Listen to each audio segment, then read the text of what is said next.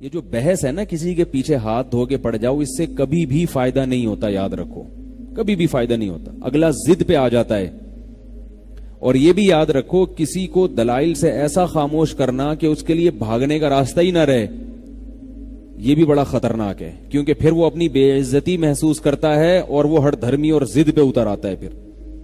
اس لیے دشمن کے لیے تھوڑا سا راستہ بھاگنے کا رکھو کہ بھائی ابھی بھاگ جاؤ، دوبارہ عزت احترام کے ساتھ واپس آ جانا، کیونکہ انسان جو ہے نا عزت نفس کے معاملے میں بہت، آج کل ہم لوگ کیا کرتے ہیں، جب کسی کو تبلیغ کرتے ہیں تو اس کی عزت نفس کو مجروح کر دیتے ہیں۔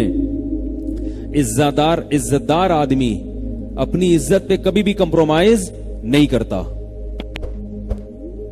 ہاں کوئی جس کی عزت نہ ہو اس کو جو مرضی کہہ دیں، جیسے ایک آدمی نے کہا اپنے دوست سے، کہہ رہا تھا کہ شکر ہے محلے میں میری عزت نہیں ہے۔ اس نے کہا کیوں بھائی؟ کہنا ورنہ آج بڑی بے عزتی ہو جاتی میری۔ کیا کہہ رہا ہے کہ شکر ہے اس محلے میں میری عزت نہیں ہے۔ کیوں بھائی؟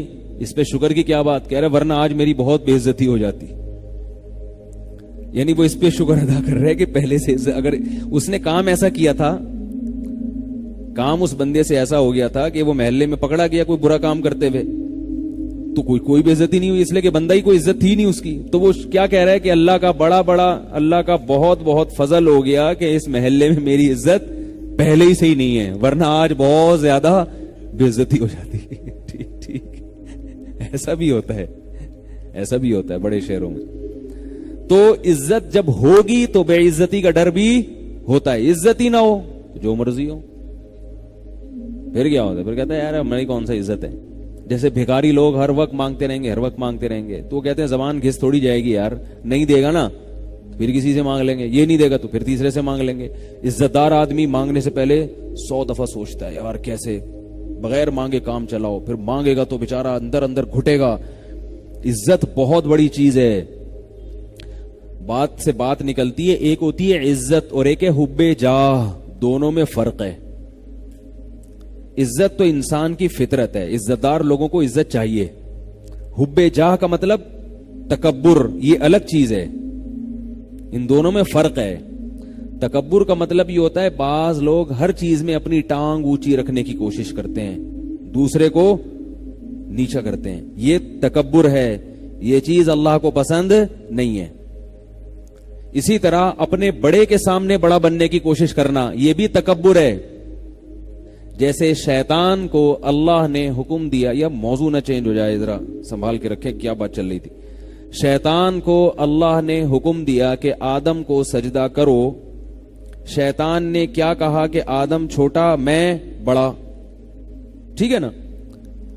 تو عام حالات میں اگر آدم علیہ السلام خود شیطان کو کہتے نا کہ مجھے سجدہ کرو، پھر شیطان کہتا میں کہ تم بعد میں آؤ، میں سینئر ہوں، تو اس کی کوئی لاجک نکل سکتی تھی کہ بھئی یہ شیطان کو اپنی انسلٹ محسوس ہو رہی ہے۔ جیسے کوئی سینئر ہو، جونیئر آ کے ایک دم سینئر بن جائے تو پہلے سے جو سینئر ہوتا ہے اس کو ایک قسم کی بے عزتی محسوس ہوتی ہے، یہ نیچر ہے، یہ غلط نہیں ہے۔ لیکن شیطان کا عمل یہ عزت کا حصول نہیں تھا، بلکہ یہ تکبر تھا، اس لیے کہ آرڈر دینے والا کون ہے؟ اللہ ہے۔ تو بھئی تو جب اللہ کے حکم کا انکار کر رہا ہے تو یہ اللہ سے بڑے بننے کی کوشش کر رہے ہو آپ، اللہ سے آپ چھوٹے ہی رہو گے چاہے کتنے بڑے بن جاؤ۔ تو آپ اگر دوستوں میں اپنی بے عزتی محسوس کرتے ہیں، دوست نے کوئی غلط بات کہہ دی، آپ کو بے عزتی محسوس ہو رہی ہے جس سے آپ کو غصہ آ رہا ہے، یہ نیچرل ہے، یہ تکبر نہیں ہے۔ باپ نے کوئی ایسی بات کہہ دی، اب آپ باپ کے سامنے سینہ چوڑا کر رہے ہو، یہ عزت نہیں ہے، یہ کیا ہے؟ کبر ہے، تکبر ہے۔ بھائی تم اپنے باپ سے، یعنی وہ تو تمہارا باپ ہے۔ لوگ کہتے ہیں نا جب کسی کو تانا دینا ہوتا ہے کہ وہ اس کو آنے دو، یہاں ہم اس کا بھی باپ ہے، کہتے ہیں نا لوگ، یعنی اس چیز میں ہم اس کا بھی باپ ہے، ہم اس سے 2 ہاتھ آگے ہیں۔ تو والدین کے سامنے اکڑنا، اپنے بڑوں کے سامنے اکڑنا، علماء کے سامنے اکڑنا، بزرگوں کے سامنے اکڑنا، یہ اکڑ، یہ اس کو یہ نہیں کہیں گے عزت کا حصول، بلکہ اس اکڑ کو کیا کہا جاتا ہے؟ تکبر۔ بڑوں کے سامنے چھوٹا بن کے رہو، اپنے جیسوں کے سامنے یا اپنے ماتحتوں کے سامنے جو ہے نا وہ انسان کو یہ احساس ہوتا ہے اور ہونا بھی چاہیے۔ ہاں کوئی بڑا زیادہ بے عزتی کر دے اور آپ کی حیثیت کو بہت زیادہ گھٹا دے، اس پہ بھی انسان کو افسوس ہوتا ہے. اور نبی صلی اللہ علیہ وسلم ان تمام چیزوں کی رعایت کیا کرتے تھے، تبھی تو نبی جیسے اخلاق کسی کے نہیں ہیں. آپ صلی اللہ علیہ وسلم عزت دار لوگوں کو بہت عزت دیتے تھے، چاہے وہ کافر ہی کیوں نہ ہو، چاہے وہ کافر کیوں نہ ہو. کیونکہ جب ایک دفعہ کسی کو معاشرے میں عزت ملتی ہے تو وہ کافر بھی اگر ہوگا نا تو وہ اپنی بے عزتی نہیں چاہے گا، کبھی نہیں چاہے گا.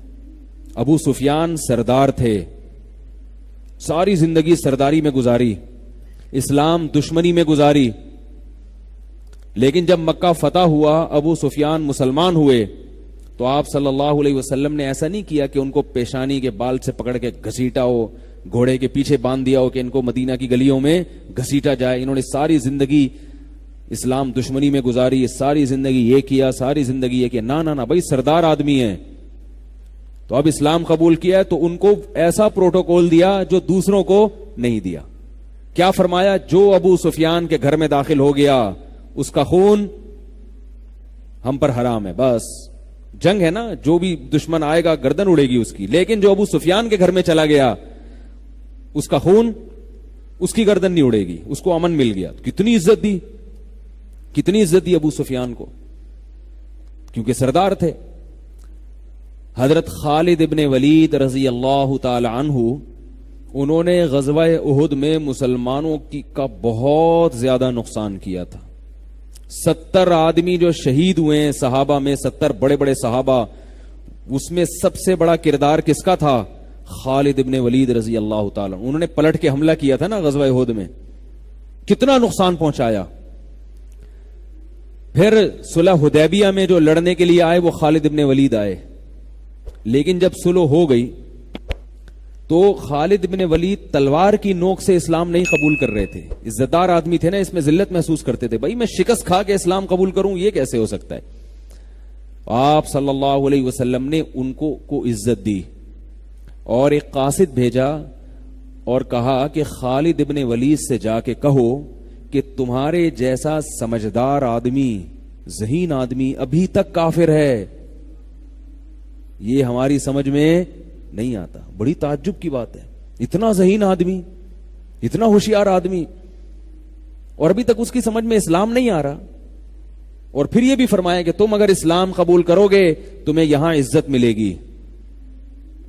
اب ہم جیسے سطحی ذہن کے لوگ ہوتے اس وقت، ہم کہتے ہیں ہاں یہ تو اسلام قبول کیا جا رہا ہے عزت کے لیے، لالچ دے دے کے لوگوں کو مسلمان بنایا جا رہا ہے.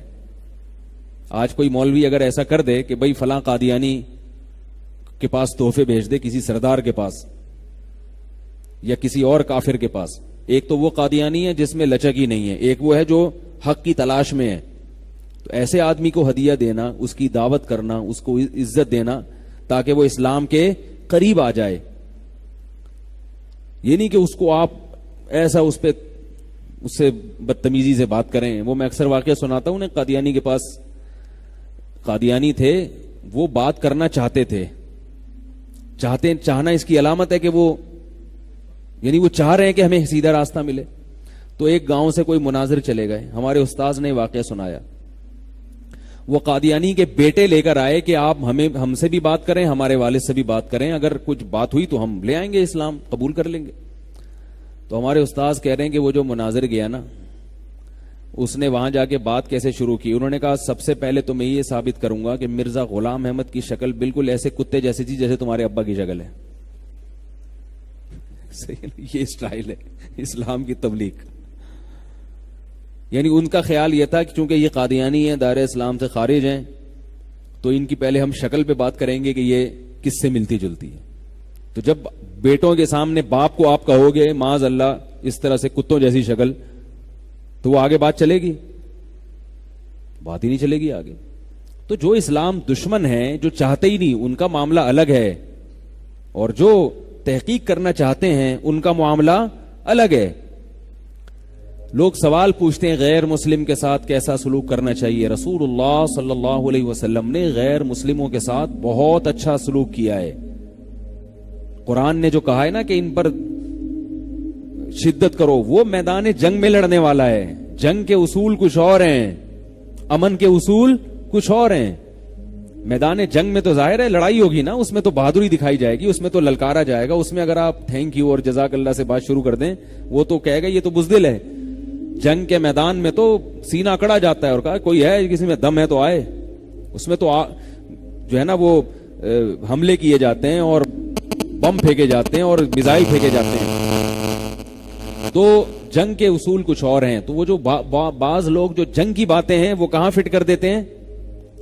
امن کے حالات پر. امن میں ایسا نہیں ہے. رسول اللہ صلی اللہ علیہ وسلم دوسرے ملکوں کے بادشاہوں کے ساتھ آپ صلی اللہ علیہ وسلم کا کیا سلوک تھا. صحابہ کرام ہدایہ بھی بھیجا کرتے تھے, اور خاص طور پہ غیر مسلم سرداروں کو آپ صلی اللہ علیہ وسلم نے الگ سے تحفے دیے ہیں, کیونکہ سردار آدمی اپنی عزت چاہتا ہے. یہ میں اتنی لمبی تقریریں کیوں کر رہا ہوں؟ یہ سمجھانے کے لیے کہ عزت دوسرے کو بھی دینی چاہیے اور اپنی بھی عزت کی حفاظت کرنی چاہیے. اپنی بھی عزت کی حفاظت ایسا کام نہیں کرنا چاہیے جس سے آپ کی عزت کا جنازہ نکل جائے. ہر ایک کو فری کرا لیتے ہیں, وہ چرسی ہیروئن چی وہ آپ کے سر پہ مسلط ہو گیا پھر. تو ایسا نہیں. حضرت حکیم الامہ مولانا اشرف علی تھانوی رحمہ اللہ نے لکھا ہے کہ ہر ایک کو فری مت کرایا کرو. یہ انہوں نے لکھا ہے. فرمایا کہ اس کو فری کراؤ جس میں حوصلہ ہو, برداشت ہو, ورنہ وہ حوصلہ نہیں ہوگا نا تو جب آپ اس سے فری ہوگے تو وہ پتہ ہے کیا سمجھے گا؟ وہ یہ سمجھے گا کہ یہ عزت کے لائق ہی نہیں ہے, اس لیے مجھ سے فری ہو رہا ہے. جس میں حوصلہ ہوتا ہے وہ کہتا ہے بھائی یہ تو ان کا ظرف ہے, یہ تو بڑے اونچے مقام والے ہیں, لیکن دیکھو کیسے بے تکلف ہو کے مجھ سے گپ شپ لگا رہے ہیں, کیسے بے تکلف ہو کے ہنسی مذاق کر رہے ہیں. تو اس کی نظر میں عزت بڑھے گی. اور جس کے اندر خود حوصلہ نہیں ہے اس کی نظر میں عزت. اب گھر میں ہم نے دیکھا ہے جو باپ اپنے بچوں کے ساتھ فری رہتا ہے, بچے اس باپ کا احترام ہی نہیں کرتے. حالانکہ یہ تو باپ نے اپنی سطح سے اپنے آپ کو نیچے کر دیا, بچوں کے ساتھ کھیل رہا ہے, فری ہو رہا ہے, گھوم رہا ہے, ہا ہا ہو مذاق کر رہا ہے. تو بچوں کو تو اور عزت کرنی چاہیے نا ایسے باپ کی. کیا خیال ہے بھائی کہ ابا ہمارے ابا ہو کے بھی ہم سے ایسے بچوں کی طرح رہتے ہیں, لیکن نتیجہ اکثر ہوتا کیا ہے؟ بچے ابا کو ابا سمجھنا چھوڑ دیتے ہیں, ٹھیک ہے نا, احترام ہی ختم کر دیتے ہیں, مانتے ہی نہیں. تو یہ بہت کم اولاد ہوتی ہے جس میں یہ ظرف ہو کہ ابا اچھے اخلاق کے ہیں, کھیل رہے ہیں, تو وہ ابا کو ابا سمجھے. اس زمانے میں ابا کو ابا سمجھنا بڑا مشکل کام ہے. میں کہتا ہوں جو اولاد اپنے باپ کو باپ سمجھ لینا وہ جنت میں جائے گی. میری ذاتی رائے یہ ہے. جو اپنے باپ کو باپ سمجھ لینا, اس باپ کو گھر میں احترام دے دے, اس کا حکم مان لے, کیونکہ باپ کے جتنے احسانات ہیں اس کائنات میں اللہ رسول کے علاوہ اتنے احسانات کسی کے نہیں ہوتے. اور میرے پاس جو ایسے باپ آتے ہیں نا کہ میرا بچہ نالائق, میں کہہ رہا ہوں کان سے پکڑ کے باہر نکال دو اس کو. 4 دن جب سڑک پہ روڈ پہ گزارے گا, نہ گیس کا بل ادا کر سکتا ہے, نہ بجلی کا بل ادا کر سکتا ہے, نہ معاشرے میں عزت ہوگی, نہ کوئی رشتہ دینے کے لیے تیار ہوگا. لوگ کہیں گے ابا کہاں ہیں, ابا سے تو میرے تعلقات ہی صحیح نہیں ہے. تو رشتہ دے گا کوئی؟ کہیں گے یار تمہارے تو اپنے ابا سے نہیں ہے, تم بیوی سے کہاں سے تعلقات صحیح رکھو گے؟ یہی ہوگا نا. تو ایسی اولاد کا میں تو فوراً کہتا ہوں کان سے پکڑ کے باہر نکال دو. 3 دن جب گلی محلے میں دھکے کھائے گا سیٹ ہو کے واپس آ جائے گا. لیکن باپ کا یہ بھی ظرف ہے کہ اتنا کچھ ہونے کے باوجود بھی وہ باہر نہیں نکالتا, کہتا ہے کہاں جائے گا بیچارہ. یہ باپ ہوتا ہے. خیر, تو خالد ابن ولید رضی اللہ تعالی عنہ کو رسول اللہ صلی اللہ علیہ وسلم نے کیا کہا کہ ہمارے پاس آؤ گے تو تمہیں عزت ملے گی. یہ نہیں کہ اسلام کے لیے لالچ دی جا رہی ہے, نہ, بلکہ ان کے ذہن میں, خالد ابن ولید کے ذہن میں ایک وسوسہ شیطان ڈال سکتا تھا کہ میں نے اتنا نقصان پہنچایا, اب اگر میں مسلمان ہو بھی جاتا ہوں یہ لوگ تو مجھے تانے دیں گے, یہ تو مجھے رسوا کریں گے, یہ تو انگلیاں اٹھائیں گے میری طرف. اور خالد ابن ولید نے ساری زندگی عزت دیکھی ہے, اپنی قوم میں سردار تھے نا, کبھی ذلت نہیں دیکھی. تو لوگ انگلیاں اٹھائیں گے, لوگ کیا کہیں گے, ذلیل نہ کر دیں. تو اس کا جواب دیا جا رہا ہے کہ ایسا نہیں ہوگا جیسا تم سمجھ رہے ہو, عزت ملے گی, عزت. فوراً اسلام قبول کیا. جو گھٹیا لوگ ہوتے ہیں نا ان کو سیدھے راستے پہ لانے کے لیے چپیٹ لگانے پڑتے ہیں, ٹھیک ہے نا, ٹھڈے مارنے پڑتے ہیں, اور تمیز انسان بن جا. اور جو عزت دار ہوتا ہے اس کو تھوڑا سا غیرت کا تانا دینا پڑتا ہے, یار تم جیسے شریف آدمی, تم تو اتنے سمجھدار ہو یار, کیسے یہ کام کر رہے ہو. ایک نوجوان نے مجھے اپنا واقعہ بتایا. وہ کہتا ہے کہ میں نے بچپن میں کسی کی بچی کو چھیڑ دیا, کسی لڑکی کو چھیڑ دیا جا کے.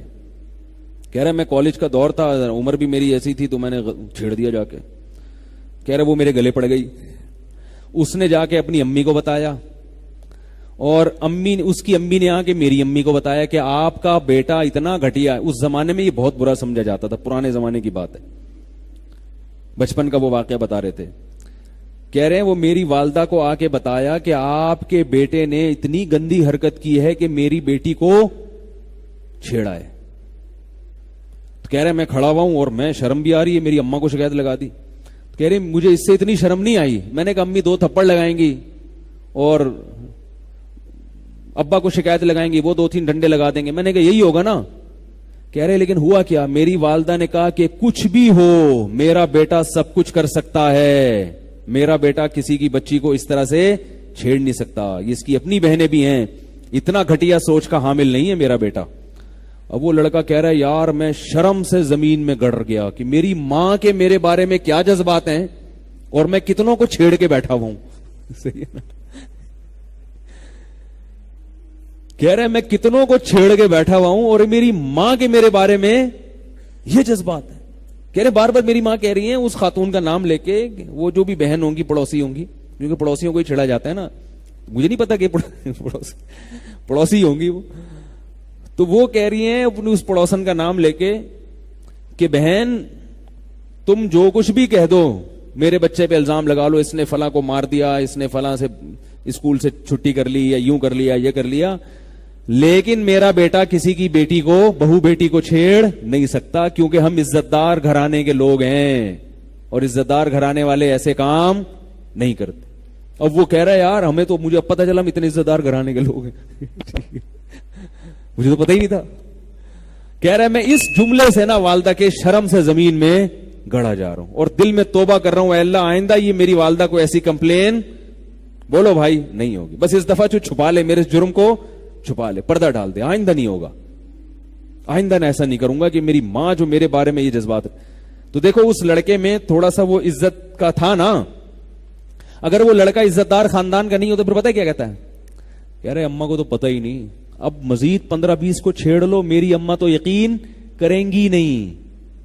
کیا خیال ہے یار, کیا ہو گیا آپ کی سمجھ میں کیوں نہیں آ رہا؟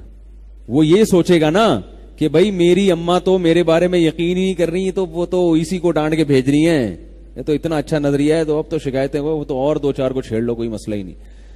تو یہ فرق ہوتا ہے کہ جو نالائق ہوتا ہے نا, جو عزت دار نہیں ہوتا, اس کی چترول لگانے پڑتے ہیں, اس کو ڈنڈے لگانے پڑتے ہیں, اس کو ٹھڈے مارنے پڑتے ہیں, پھر جا کے وہ تھوڑا سیٹ ہوتا ہے.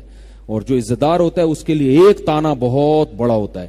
فقہا نے لکھا ہے تعزیر کے اصول میں, تعزیر ہوتی ہے نا, تعزیر سزا, ایک تو ہے حدود, زانی کی کو 100 کوڑے لگیں گے, وہ تو قرآن نے بیان کیے, اس میں تو کوئی فرق نہیں ہے, سب کے ساتھ ایک جیسا سلوک ہوگا, عزت دار ہو یا کم درجے کا آدمی ہو, وہ سزا جو قرآن نے بیان کر دی وہ سب پہ لگے گی. رجم سب پہ, ہاتھ کاٹنا سب پہ, حد قذف سب پہ, شراب کی سزا 80 کوڑے سب پہ, اس میں کوئی شریعت میں فرق نہیں.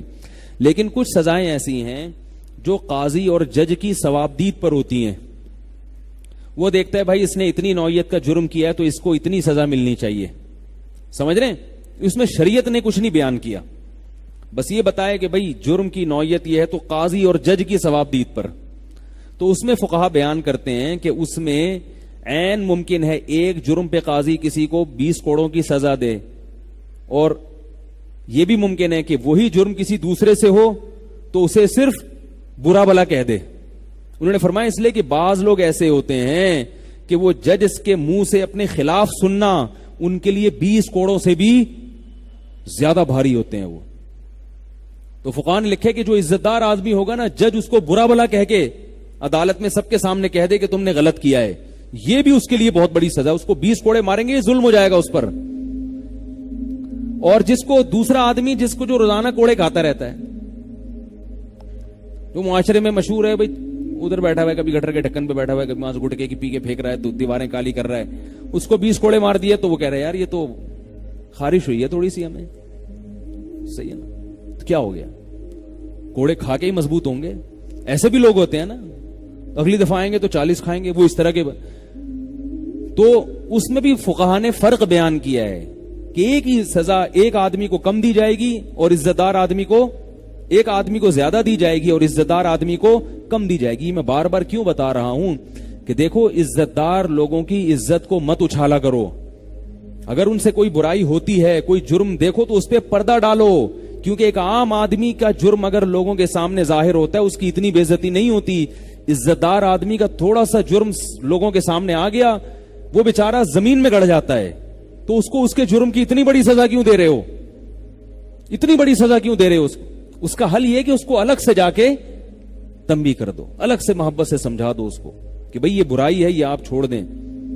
تو ہم کیا کرتے ہیں کہ ہر ایک کو ایک ہی لاٹھی سے ہانک رہے ہوتے. اسی طرح یاد رکھو, بات تو تھوڑی سی عجیب سی ہے لیکن جب ہے تو میں کروں گا اس کو, کہ بعض لوگ جب نکاح کر کے لاتے ہیں نا عورت کو گھر میں, تو یہ نہیں دیکھتے کہ یہ عزت دار خاندان سے ہے, یا وہ اپنی پرمپرا جو ہے نا اس پہ ٹھونسنا شروع کر دیتے ہیں.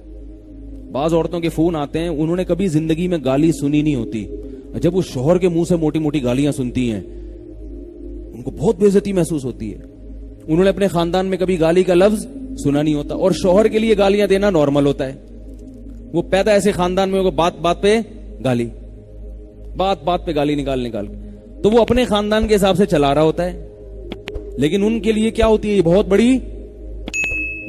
اور بعض خواتین ایسے خاندان کی ہوتی ہیں, ان کو گالی نہ دو تو وہ سمجھتی ہیں بزدل ہے, یہ ڈرتا ہے مجھ سے. سمجھ میں آ رہی ہے نا, وہ اتنا پٹی ہوتی ہیں, اتنی گالیاں سنی ہوتی ہیں, اگر شوہر تمیز سے بات کرے وہ کیا کہ وہ سمجھتی ہیں کہ کیا ہے, پاگل آدمی ہے, تو اس کو تو تمیز سے بات کرنے نہیں آتی.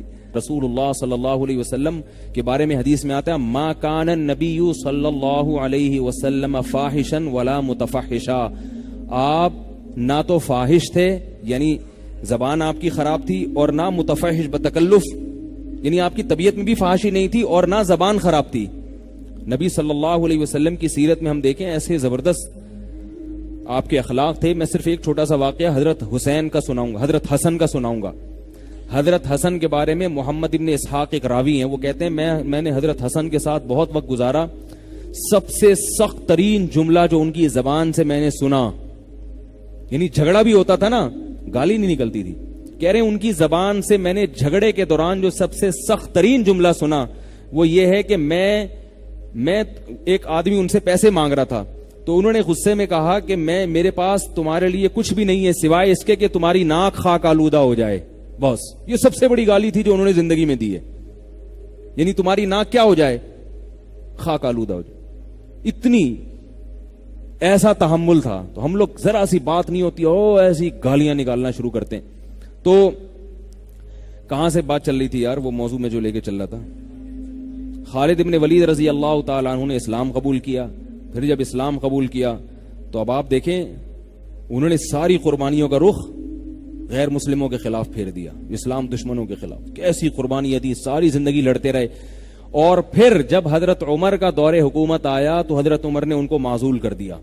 کوئی بھی اپنی بے عزتی محسوس نہیں کی. انہوں نے یہ نہیں کہا کہ مجھے تو نبی نے کمانڈر بنایا تھا, مجھے تو ابو بکر نے کمانڈر بنایا تھا, اور میرے ہاتھ پہ اتنی بڑی بڑی فتوحات ہیں, عمر کون ہوتے ہیں مجھے معزول کرنے والے. اگر یہ کہہ دیتے تو یہ کیا ہوتا, تکبر.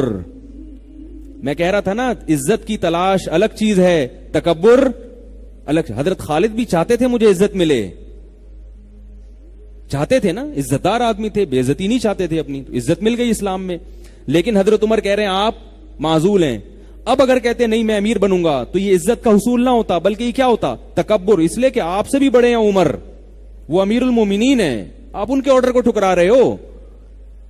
صرف یہ بھی نہیں کہ فوراً معزول ہو گئے, ہم ہوتے تو کتنے دلائل دیتے, مجھے تو نبی نے بنایا ہے, مجھے تو نبی نے سیف اللہ کہا ہے, مجھے تو ابو بکر نے بنایا, آپ کون ہوتے ہیں معزول کرنے والے.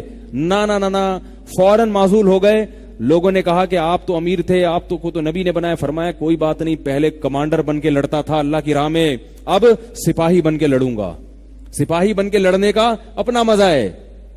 ذرا بھی تو یعنی دل تنگ نہیں ہوا, ذرا بھی اپنی بے عزتی محسوس نہیں کی. تو یہ ہے عزت کا حصول اور تکبر, ان دونوں میں فرق ہوتا ہے. ہم بعض دفعہ تکبر ہوتا ہے ہمارے اندر, ہم سمجھ رہے ہوتے ہیں کہ میں اپنی بے عزتی برداشت نہیں کرتا. تو بے عزتی نہیں ہوتی, آپ کو شیطان کی طرح بڑا بننے کا ہر جگہ شوق ہوتا ہے. اسی طرح یہ بھی یاد رکھو کہ بات سے بات نکلتی ہے, جو بڑوں کے سامنے ضرورت سے زیادہ بولنا یہ بھی تکبر ہے. جب بڑے حضرات بیٹھے ہیں, ہمارے ہاں اصول یہ ہے کہ ہمارے جب اساتذہ بیٹھے ہوتے ہیں, کوئی مسئلہ ہم سے پوچھتا ہے تو ہم نہیں جواب نہیں دیتے, بھئی یہ بڑے بیٹھے ہیں ان سے پوچھو. ہم ایسے بن جاتے ہیں جیسے کیا ہوں, جاہل, آتا ہی نہیں کچھ ہمیں, ایسے بن جاتے ہیں جاہل جیسے. جب تک وہ خود آرڈر نہیں دیں گے نہیں ہوتا بھائی. تو یہ چیز ہم نے الحمدللہ مدرسوں میں تو دیکھی ہے. باہر کی دنیا میں باہر کی دنیا میں ایسا نظر آتا ہے ہر آدمی فنٹر بنا ہوا ہے, کہتا ہے جتنا مجھے آتا ہے اتنا کسی کو بھی نہیں آتا. تو خیر بات یہ چل رہی